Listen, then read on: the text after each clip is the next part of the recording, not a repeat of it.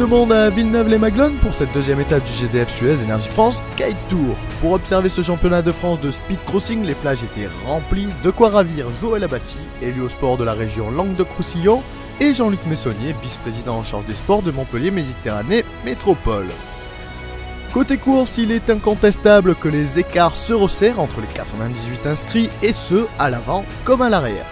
Sur les 4 manches courues sur cette étape, 3 ont été remportés par Axel Mazella, Axel premier au général et premier chez les juniors hommes, une catégorie où le podium reste le même par rapport à l'étape de l'Almanach. C'est un vétéran qui remporte la 4e manche, Benjamin Petit ne cesse de progresser, il caracole en tête largement du classement vétéran homme. Il est suivi de Thierry Gueffier et de Sébastien Bourdon, Arnaud Trollens reste au pied du podium mais il est toujours 2e après 2 étapes. Bouleversement dans la catégorie senior homme, Maxime Nocher blessé, Jean-Guillaume Rivaud absent, ça profite à celui qui avait fait 3 à l'Almanach, Philippe Axman.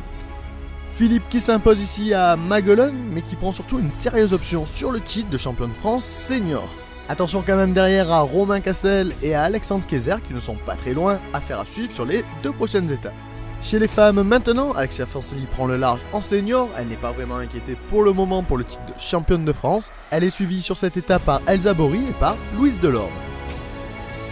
Par contre c'est beaucoup plus serré chez les femmes en junior et en vétéran. En vétéran c'est Fleur Chalot qui remporte l'étape, elle passe également devant la championne de France en titre Mireille Claire au classement provisoire après 2 étapes. Enfin chez les féminines juniors c'est Anaïs Desjardins qui s'impose devant Camille Savinien et Luna Kuhn.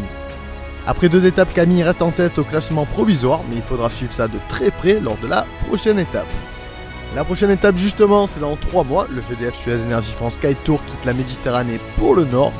Ce sera à Vimereux du 4 au 6 septembre prochain. On vous y attend nombreux, d'ici là, bon ride à tous.